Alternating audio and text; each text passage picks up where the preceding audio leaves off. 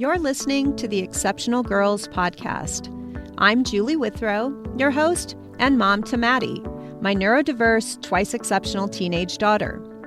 Figuring out Maddie's unique wiring has been a game changer for her and for our relationship, but it took almost 15 years, and that's just too long.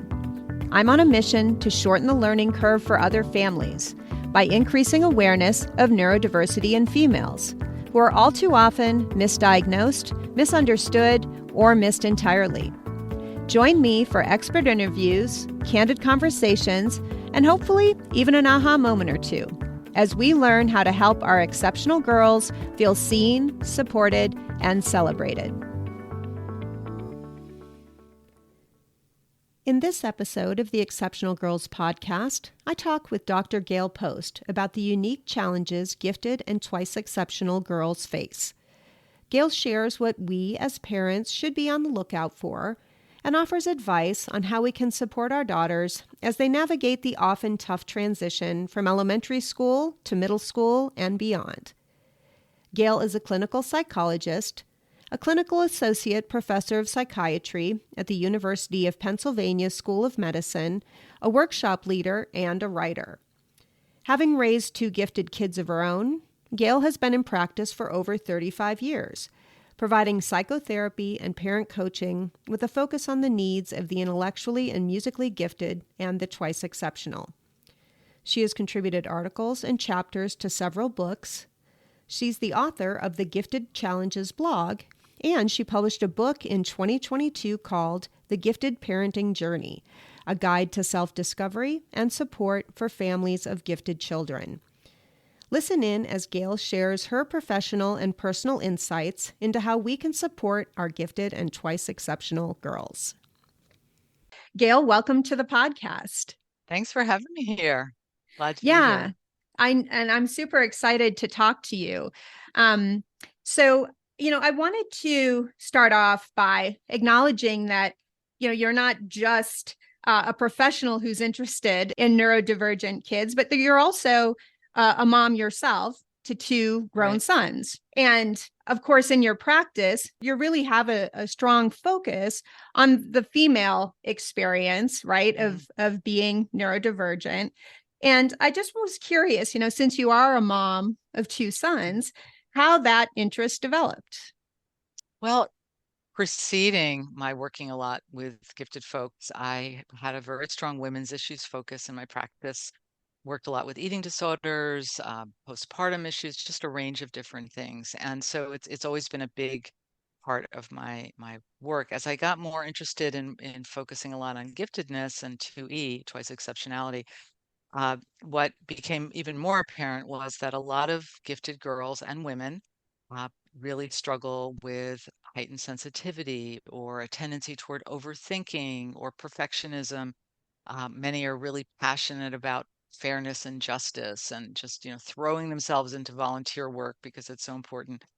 And a lot of trouble with self-esteem. I mean, that's true for lots of girls, right? And women, but I think these girls really scrutinize themselves, and especially if they have a twice exceptionality where they have other competing struggles on top of that, it makes it even easier for them to be hard on themselves.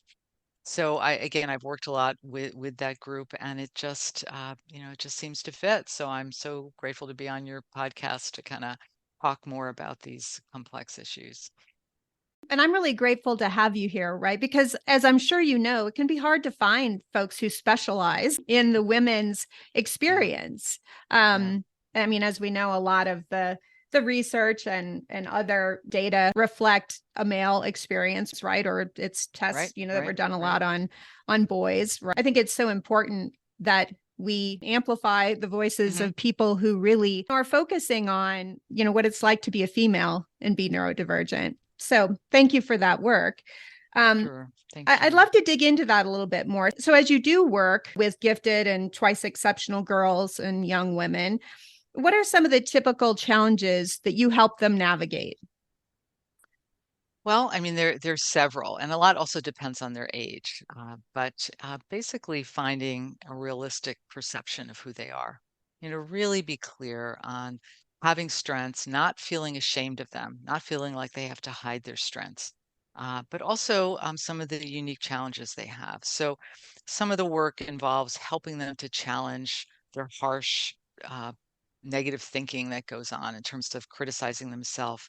So, and that could be manifest with a lot of overthinking and anxiety and perfectionism, but even some of the executive functioning skills involving organization or time management or procrastination can also play a role in that too, where they're so hard on themselves because they struggle with that.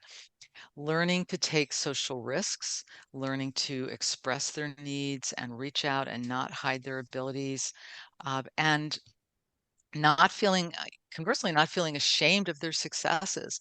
One of the things, women often are very relational, girls are relational, they want their friendships, they want to be liked, they don't like to compete a lot of times, but why the heck not? I mean, there's a lot of competition involved in schools, and it's necessary to feel comfortable with competition, but many of them don't. So they kind of hide themselves, they mask their abilities, they, don't want to upset anyone, they don't want to cause conflict, they don't want to make the boys uncomfortable, so it's really quite a challenge. And along those lines, countering some of the social and cultural expectations that are placed on them.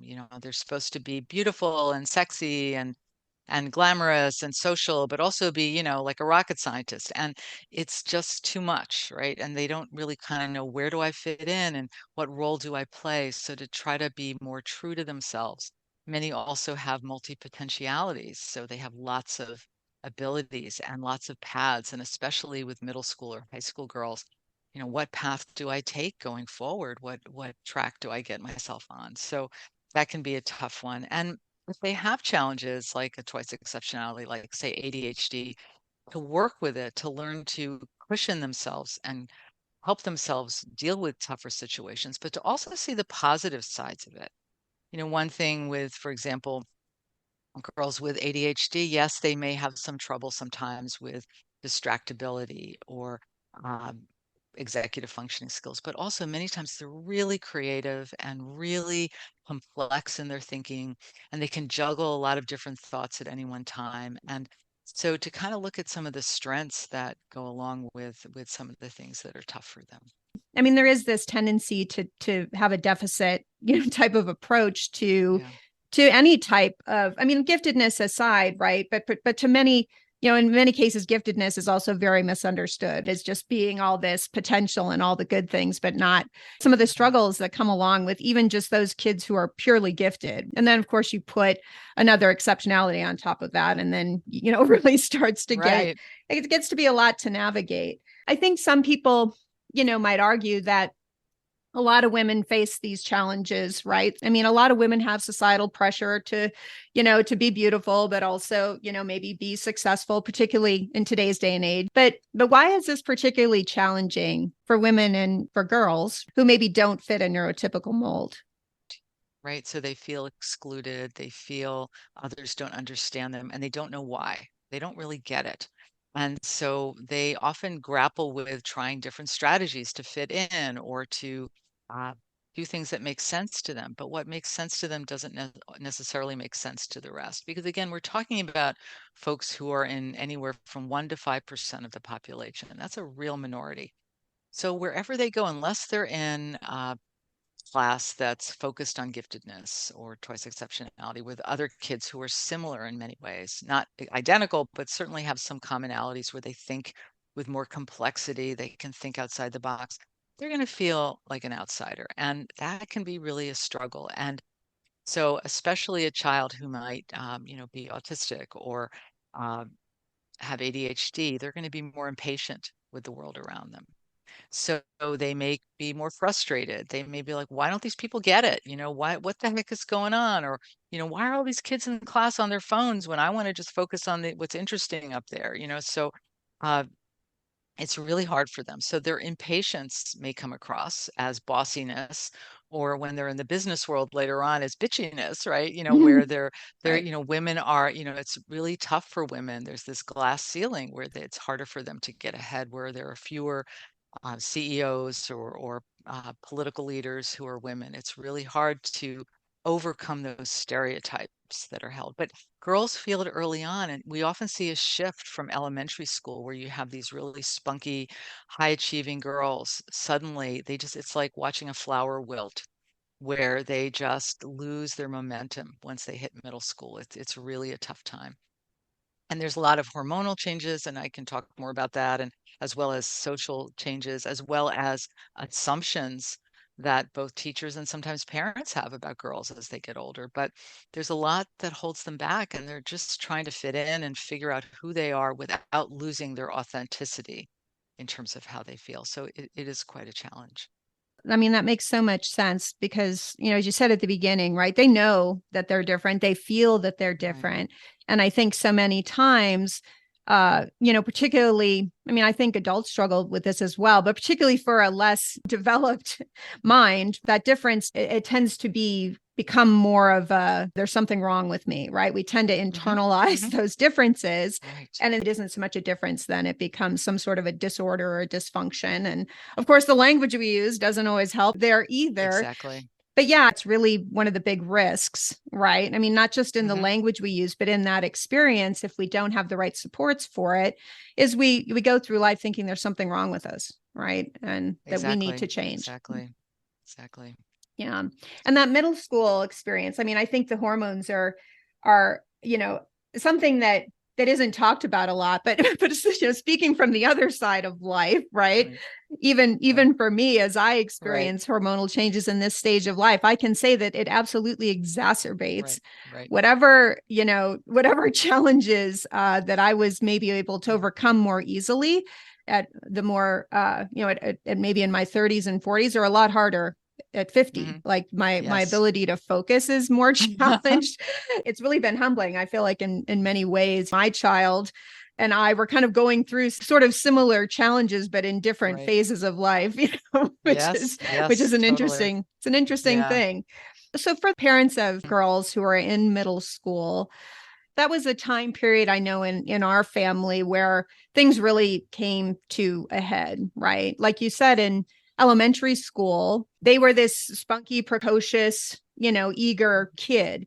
And then as elementary school progressed and they got into, fourth or fifth grade and started to approach those middle school years, that's when a lot of the challenges really started to surface, right? And in part because they went to a school that demanded more of them. They went to a gifted and talented school at that age Mm. and really didn't have a lot of the foundational stuff in place that those other students had. So there was a lot of making up to do.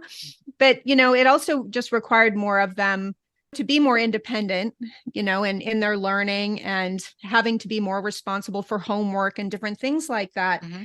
But and then of course there were a lot of social struggles that happened as part of that as well, not feeling like they were as good as some of the other students. And it was a really hard time. And for my child, that's when they went from just being a gifted kid to being a twice exceptional kid. We understood that there were ADHD challenges going on. And then later we got an autism diagnosis. But in the time before we got there, it was a really dark time. And I know for us, it was a scary time where I really feared for my child. I mean, I know that they were contemplating self-harm and suicide Mm.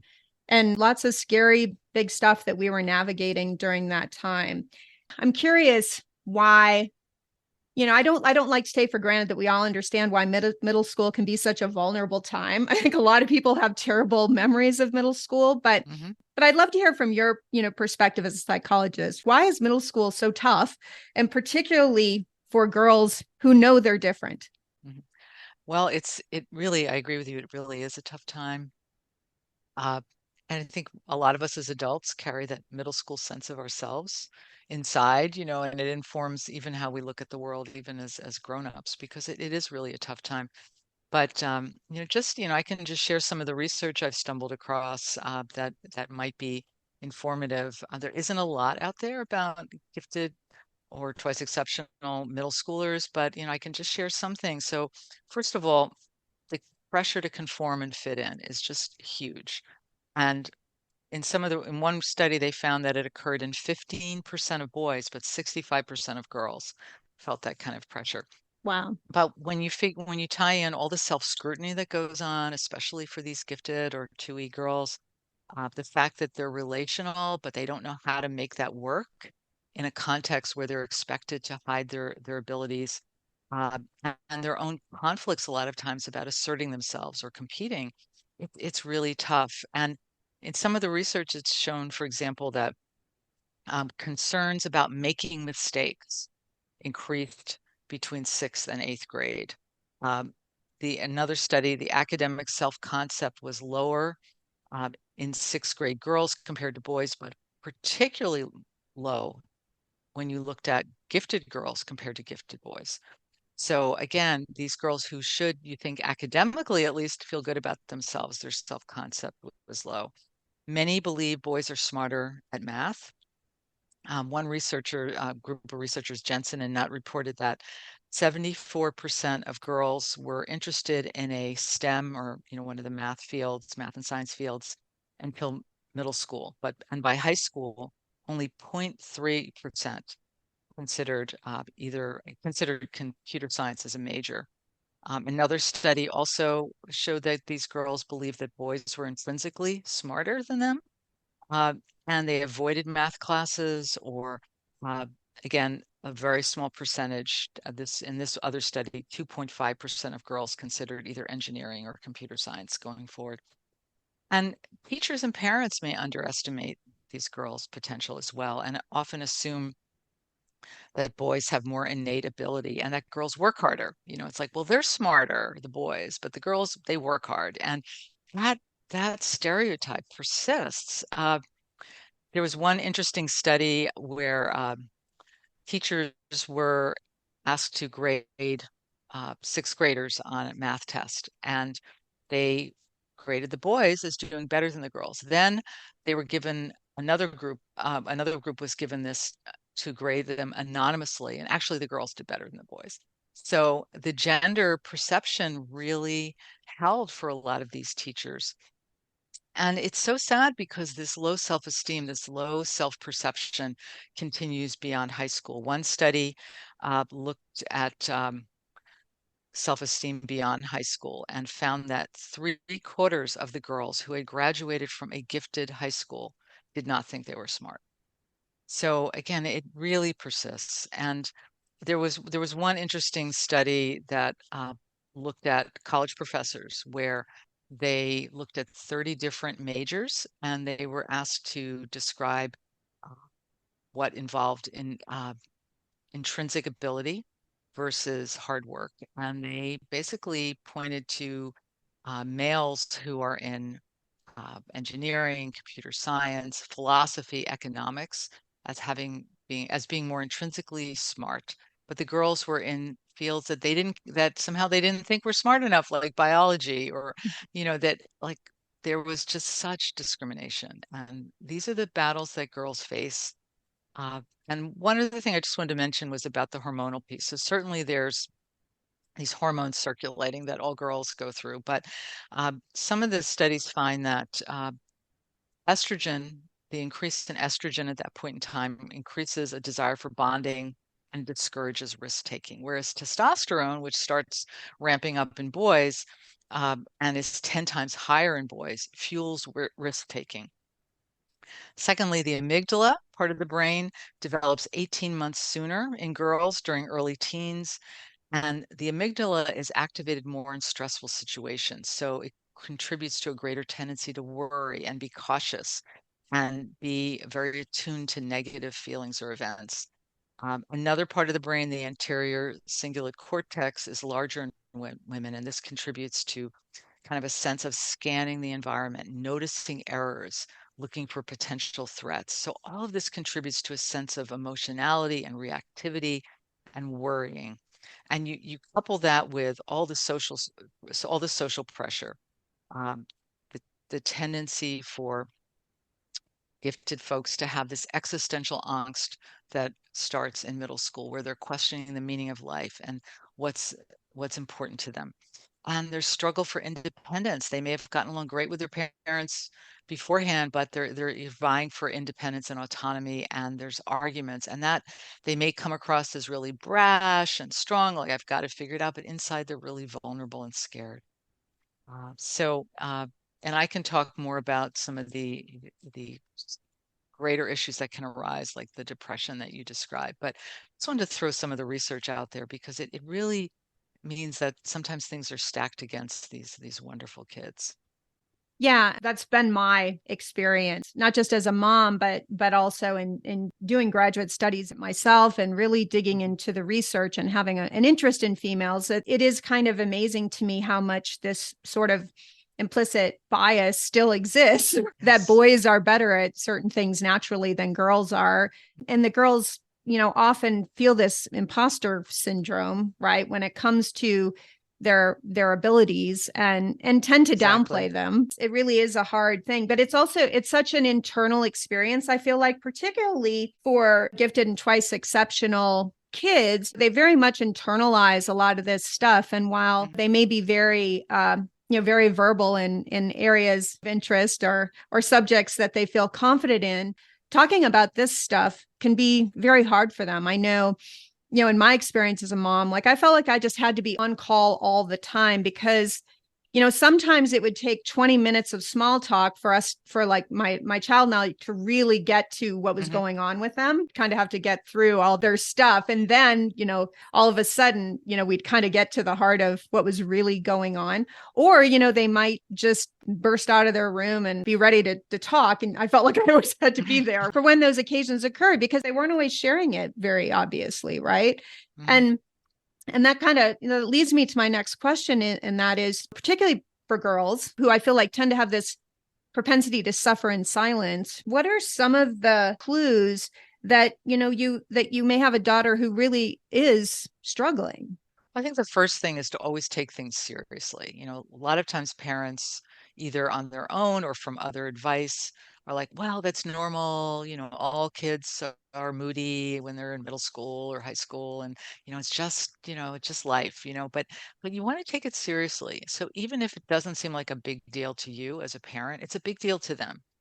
So if they're talking about, a argument they had with their friends and they're devastated and it's catastrophic, you might think bigger perspective, right? Like they'll get over this. This happens in life, but for them in the moment, they need to feel heard and understood that you see what's going on. But I agree with you. A lot of times it stays hidden and you don't really know what's going on. So sometimes you have to be a bit of a sleuth, which doesn't mean prying and spying on them, but it's like just really picking up cues that I mean, your child best, right? You know if something's amiss. There's that sense most parents have, like something's not right here.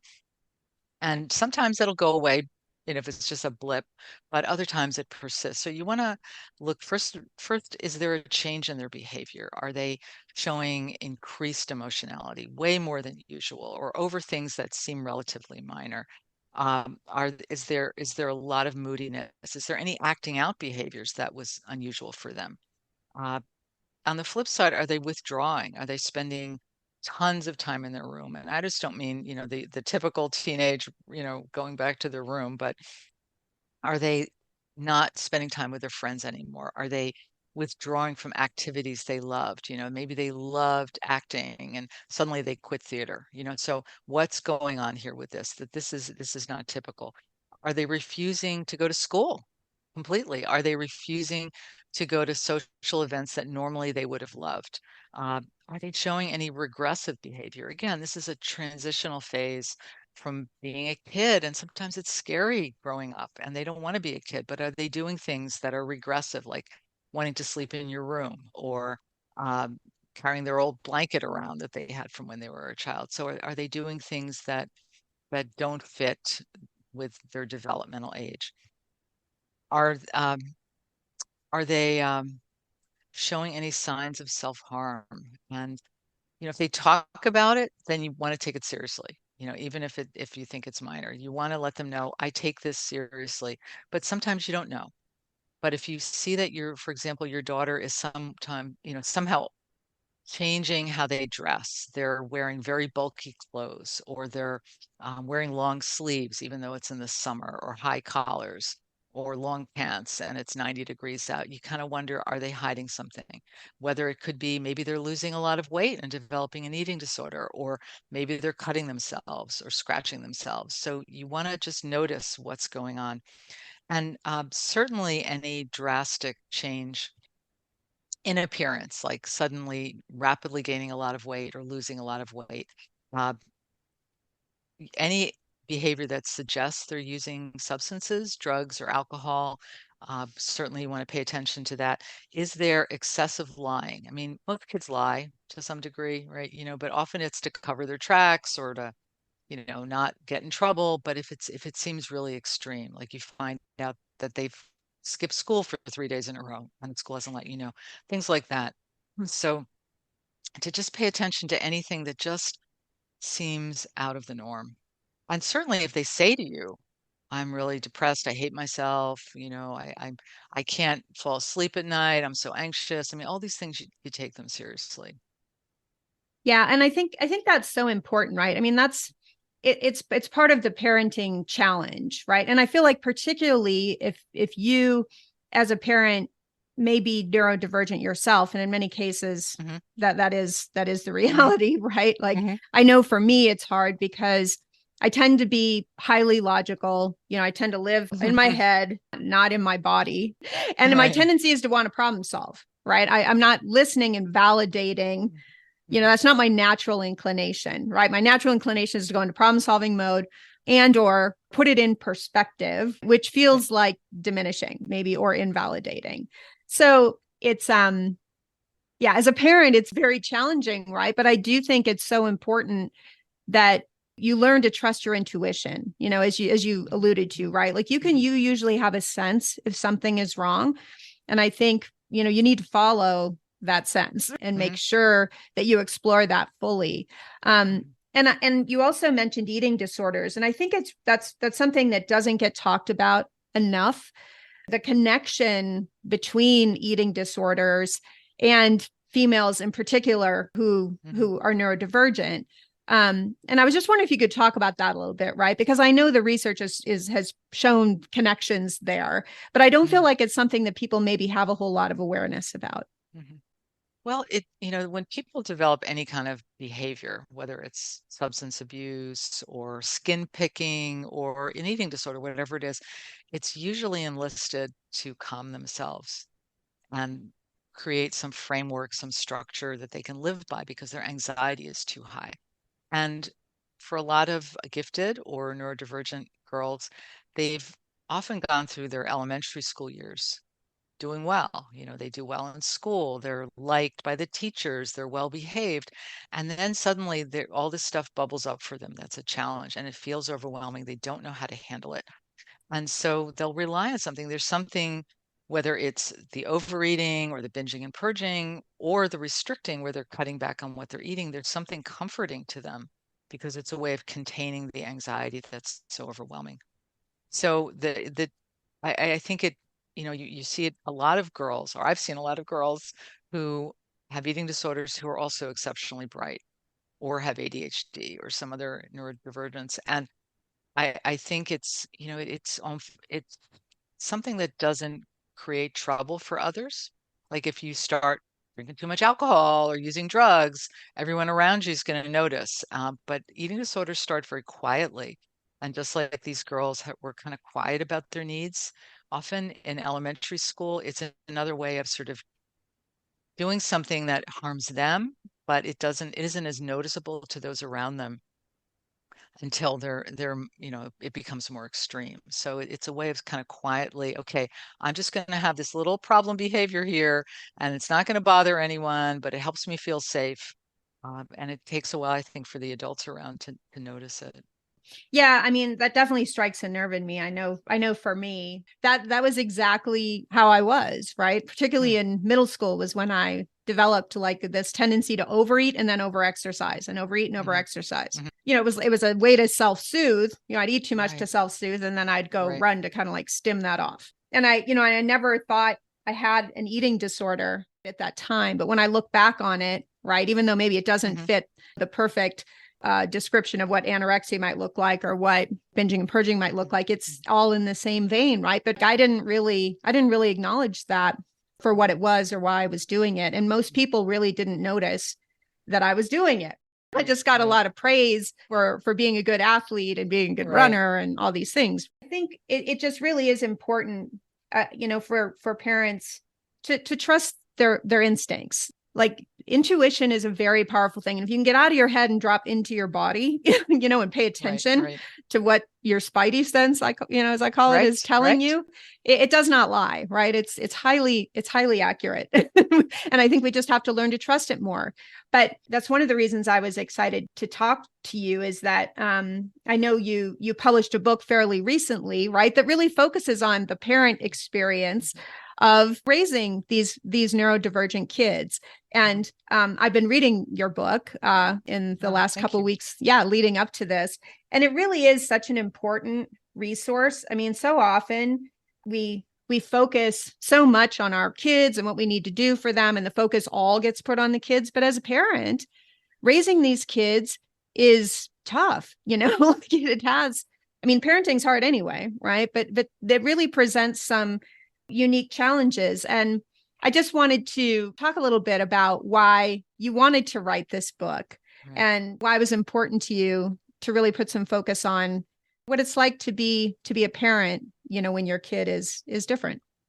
Well, some of it was from working as a psychotherapist with folks who are neurodivergent or gifted, and just seeing the many challenges they had, but also raising two kids who were different. And the the thing is, if you figure that gifted kids are 1 to 5% of the population, then that's going to also narrow down your selection of parents of these gifted kids to have as your cohorts who you can talk to and relate to. I was fortunate in that my kids were in a public school where we had a gifted parents advocacy group where we bonded together, but also tried to implement changes in the schools with how things happen. But I think it's so important for parents to find support. And one of the reasons I started writing my Gifted Challenges blog after my kids graduated was I wanted to continue advocating for the gifted. And uh, parents feel so isolated and alone. And that's kind of what led me to write this book. First of all, that there are plenty of people out there like you. You just have to find them. But secondly, also, I really believe this for myself, but more so as a psychologist, the importance of self-awareness and being attuned to why we do what we do, rather than just taking pat advice we hear from other people where it may not fit for you and it may not fit for your child. What you had said early, Julie, was about noticing that you're a problem solver and a fixer and you jump right in. But just that awareness is so important, because when we notice those things, what helps us may not be what helps our child. So, but that first step is that self-awareness. So knowing that, okay, I can't charge right in with problem solving, but maybe I can figure out ways to ease them into it by first empathizing with how they feel. And then when they calm down and they can take a breath, you're like, well, maybe we can strategize together. Maybe we can problem solve together and brainstorm and figure something out. My personal parenting philosophy is and this is hard for me because I suffer from perfectionistic tendencies, but I had to surrender to the fact that I wasn't going to do this very perfectly, and I was pretty transparent, with my kid that way, right? Like Hmm. when I would make mistakes, I usually wouldn't realize them until after the fact, and so I would make a point of going back and apologizing for the mistake and trying to be very transparent about where I misstepped, how my own kind of unique wiring contributed to that, right? And be more of an Hmm. open book with my own child, because I feel like even though some people may not think that's a great parenting strategy for me, like I felt that was necessary, right? Because my kid is usually mature enough and rational enough, that they also appreciate that, right? They can have that dialogue and actually really learn about themselves in the process too.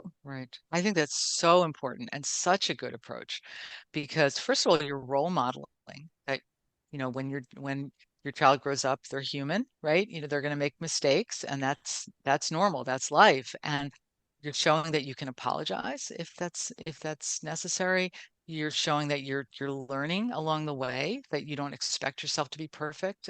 You're learning as a parent, and you're also appealing to their logic, because these kids are very logical. They can spot a problem right and left, and if they think there's a sense of injustice going on, they understand that parents sometimes have to lay down the law. It's like, no, you got to get to bed by 10 or whatever. But they may not like it, they may not grumble, but in their logical mind, they're like, yeah, I know that makes sense. I don't like it, but it makes sense. But if there's something that doesn't make sense to them, they will fight you endlessly because it Mm-hmm. seems unfair, it seems unjust. And if as a parent, you have a blow up or you do something that doesn't make sense to them, if you can go back and clarify, like, hey, I realized I yelled at you, I didn't mean to, or I misunderstood what you said, or I spoke too soon, they'll accept that and they'll appreciate it. So I think that's a great plan that you have. Well, yeah, I mean, it's I think it was just the way that felt natural for me to do Hmm. it, and Hmm. unfortunately, I feel like it worked out pretty well, to do it that Yes. way. Yes. But I think when I think back, particularly like when I first started to realize, that my kid who had been this gifted kid, and I had all these expectations around that, Hmm. once I found out that they were really twice exceptional and had some other challenges that were getting in the way of some of their strengths, right? It really Hmm. forced me to take a good long look at myself, right? And it really brought up for me some of my own experiences that way, and I think it Hmm. humbled Hmm. me a lot, and just Yeah. kind of opened up this opportunity to do more introspection of my own, right, around how I Hmm. experienced that. um Yeah. what I'd love to close on, and I like to ask kind of a closing question, at the end of my conversations with folks, is in your case, because you do have this great resource for parents, and I highly encourage parents listening to check out your book. It's called The Gifted Parenting Journey, a guide to self-discovery and support for families of gifted children. And I will say it doesn't just apply to gifted kids, right? It also applies to parents whose kids are twice exceptional or neurodivergent. Generally, there's just so much great Mm. wisdom in this book. Oh, thank you. Yeah, but because you have this expertise, what I'd love to close our conversation with is, if you could give one piece of advice to parents when it comes to supporting their gifted or twice exceptional girls, particularly through the middle school years, which tend to be very challenging, but also beyond, what would that advice be? Well, I would say, first of all, to listen and let them know you understand, even if you don't agree, but that you understand, that you love them no matter what, that whatever they do, you're still going to love them. You don't expect perfection, and that you'll help them get through it. You're there to support them. I love that. I mean, that's great parenting advice all the way around, right? And Right, as we right, often learn, right? Like, I do think that being, a parent of a neurodivergent kid, like, is kind of like parenting on steroids. It really forces you. right, But right, those right. best practices, are just, they really apply to all kids. But boy, when you're the parent of a child who is wired differently, you really you really Right. need to embrace, these best Mm. practices. And in many ways, I do think that your book is a fantastic resource for any parent, right? Because there are so many challenges that come with raising, kids who think and feel and experience the world differently, right? But Hmm. but so much Yes. of that is applicable to all parents, honestly. Right. There's just the basics. And in the last chapter Mm-hmm. of my book, I talk about love and limits, because it's really about showing your child how much you love them, but also setting some level of healthy structure and limitations, because they need that to feel safe. So it applies to all, but I agree with you. It's much harder raising a neurodivergent child, and parents need all the support they can get. So uh, thanks for sharing that. Yeah, yeah. Well, and thank you for writing the book. Like I said, I'm really enjoying reading it. And I'll make sure I include a link in the show notes for other folks so they know how to get their hands on the book as well. And with that, I'd like to thank you so much for being with me today, Gail, and sharing your experience as a psychologist and as a parent with my audience. I really appreciate it and appreciate the work you're doing in the world. Thank you so much for having me here. And I appreciate you're doing this work, getting the word out. for other parents. Thanks for tuning in to the Exceptional Girls podcast. If you liked today's episode, it would mean the world to me if you'd subscribe, leave a rating and review, and recommend it to just one other person who you think would benefit from listening. Even a small act of support helps the podcast reach more people, which in turn helps increase awareness and understanding of exceptionality in girls. And if you have suggestions for future episodes, please share them.